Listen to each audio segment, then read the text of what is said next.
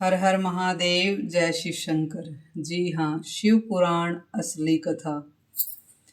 कल की कथा में आपने सुना कि क्यों नारद जी को चुगलखोर की श्रेणी में दिया गया है और भगवान श्री कृष्ण भी उनकी वंदना करते हैं।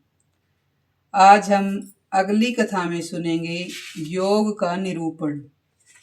जी हाँ, आज हम योग के निरूपण के बारे में जानेंगे।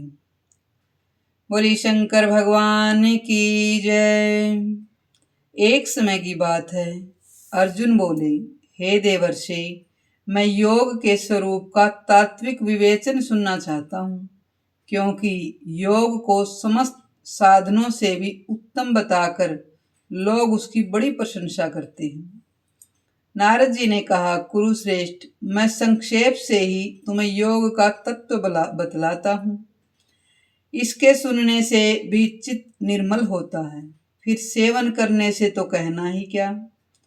चित्त की वृत्तियों को जो रोकना है वही योग का तत्व कहलाता है। योगी पुरुष अष्टांग की विधि से उसकी साधना करते हैं। यम, नियम, प्राणायाम, प्रत्याहार, धारणा, ध्येय, ध्यान और समाधि, ये योग के 8 अंग हैं। इस प्रकार 8 अंगों से युक्त बताया गया है योग को। उन 8 में से प्रत्येक का लक्षण क्रमशः सुनो। जिसके साधन से साधक को योग की प्राप्ति होती है। अहिंसा, सत्य, अस्तेय, ब्रह्मचर्य तथा अपरिग्रह, ये 5 तो यम कहे गए हैं। इन सब का लक्षण भी सुनो। जो संपूर्ण प्राणियों में आत्मभाव रखकर सबके हित के लिए चेष्टा करता है, उसकी यह प्रवृत्ति अहिंसा कही गई है, जिसका वेदों में भी विधान किया गया है। कथा कहती है, जो स्वयं देखा गया हो, सुना गया हो, अनुमान किया गया हो अथवा अपने अनुभव में लाया गया हो, उसे दूसरों को पीड़ा न देते हुए यथार्थ रूप से वाणी द्वारा प्रकट करना सत्य कहलाता है। और अपने ऊपर आपत्ति पड़ने पर भी मन, वाणी और क्रिया द्वारा किसी प्रकार भी दूसरों का धन न लेना अस्तेय कहा गया है। मन, वाणी, शरीर और क्रिया द्वारा मैथुन से अथवा सर्वथा दूर रहना चाहिए। यह सन्यासियों का ब्रह्मचर्य है। तथा ऋतुकाल में अपनी ही पत्नी के साथ केवल एक बार समागम करना तथा अन्य समय में पूर्ण संयम रखना, यह गृहस्थों का ब्रह्मचर्य है। मन, वाणी, शरीर, क्रिया द्वारा सब वस्तुओं का त्याग कर देना, यह सन्यासियों का अपरिग्रह है। तथा सब वस्तुओं का संग्रह रखते हुए केवल मन से उनका त्याग करना, उनके प्रति ममता और आसक्ति का न होना, यह गृहस्थों का अपरिग्रह माना गया है। ये 5 तो यम बताए गए हैं। अब 5 नियमों का भी श्रवण करो। सोच, संतोष, तप, जप और गुरु भक्ति, ये 5 नियम हैं। अब इनका भी पृथक पृथक लक्षण श्रवण करो। सोच 2 प्रकार का बतलाया जाता है, बाह्य और अभ्यंतर। मिट्टी और जल से जो शरीर की शुद्धि की जाती है, वह तो बाह्य सोच कहलाता है। और मन की शुद्धि को आंतरिक सोच कहते हैं। न्याय से प्राप्त हुई जीविका या शिक्षा अथवा वार्ता, कृषि, वाणिज्य के द्वारा जो कुछ भी प्राप्त हो, उसी से सदा संतुष्ट रहना संतोष कहलाता है। और अपने आहार को घटाते हुए साधक पुरुष जो चांद्रायण आदि विहित तप का अनुष्ठान करता है, उसी का नाम तप है। वेदों के स्वाध्याय तथा प्रणव के अभ्यास आदि को जप कहा गया है।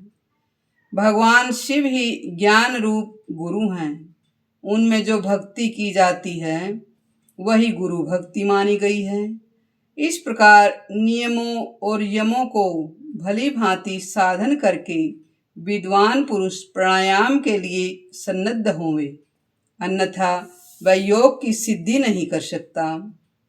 कथा कहती है, क्योंकि जिसका शरीर बाहर और भीतर से शुद्ध नहीं हुआ है, उसमें वायु का महान प्रकोप हो जाता है और वायु के प्रकोप से शरीर में कोढ़ हो जाती है।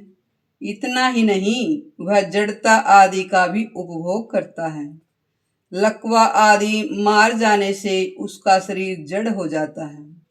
इसीलिए बुद्धिमान पुरुष को शरीर को शुद्ध करके ही दूसरे के साधन के लिए प्रयोग करे।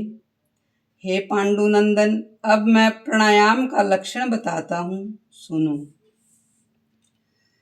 प्राण और अपान वायु का निरोध प्राणायाम कहलाता है। विद्वान पुरुषों ने उसे 3 प्रकार का बतलाया है। लघु, मध्यम, उत्तरीय, उत्तम। लघु प्राणायाम 12 मात्रा का होता है। आंख को बंद करने और खोलने में जितना समय लगता है वह 1 मात्रा है। लघु से दूना अथवा 24 मात्रा वाला मध्यम प्राणायाम बतलाया गया है। त्रिगुण अर्थात 36 मात्रा का उत्तम प्राणायाम माना गया है।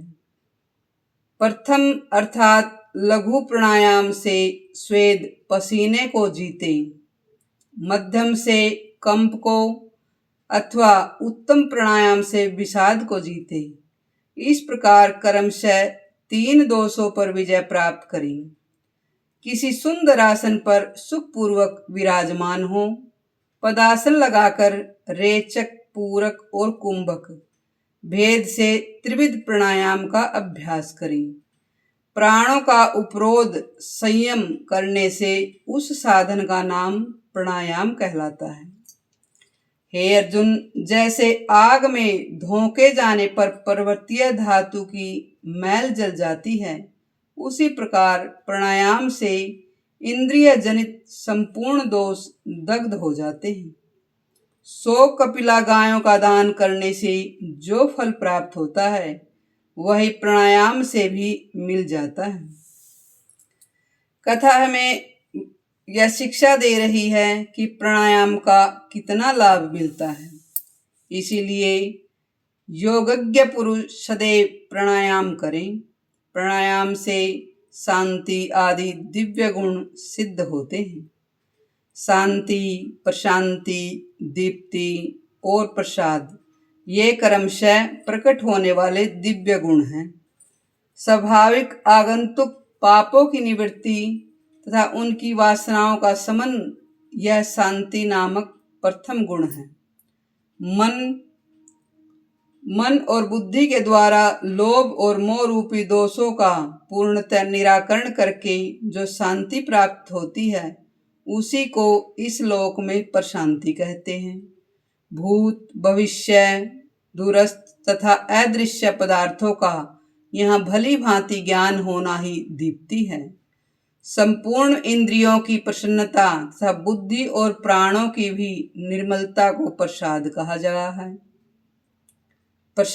जाता है। इस प्रकार ये 4 प्रकार के प्राणायाम द्वारा प्राप्त करने योग्य ऐसे फल वाले प्राणायाम का योगी पुरुष सदैव अभ्यास करे। जैसे सदा सेवन करने पर सिंह, व्याघ्र और हाथी भी मृदुता, कोमलता और नम्रता को प्राप्त होते हैं, उसी प्रकार प्राणायाम द्वारा साधित संयम में लाया हुआ प्राण भी वश में हो जाता है।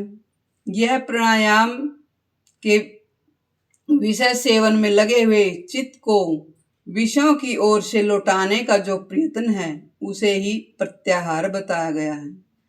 चित्त को संयम में रखना ही प्रत्याहार का मुख्य लक्षण है। इस प्रकार प्रत्याहार बताया गया है। अब धारणा का लक्षण सुनो। जैसे जल पीने की अभिलाषा रखने वाले लोग पत्र और नाल आदि के द्वारा धीरे धीरे जल पीते हैं, उसी प्रकार योगी पुरुष धारणा द्वारा साधित वायु का धीरे धीरे पान करता है। गुदा, लिंग, नाभि, हृदय, तालु, भूमध्य यानी ललाट, में क्रमशः चतुर्दल, षडदल, 10 दल, 12 दल, 16 दल और द्विदल कमल का चिंतन करके उन सब में प्राण वायु की धारणा करें और धीरे धीरे एक स्थान से समेटकर दूसरे स्थान में ऊपर उठाते हुए उस प्राण को मस्तक के भीतर ब्रह्मरंध्र में स्थापित कर दे। गुदा आदि 6 अंग और चतुर्दल आदि 6 चक्र, इन 12 स्थानों में प्राण की धारणा तथा संकोच करने से सब मिलकर 12 प्राणायाम होते हैं। बोलिए शंकर भगवान की जय। आपको यह कथा कैसी लगी हमें कमेंट में अवश्य बताइए। आगे के योग की कथा हम कल फिर सुनाएंगे। धन्यवाद।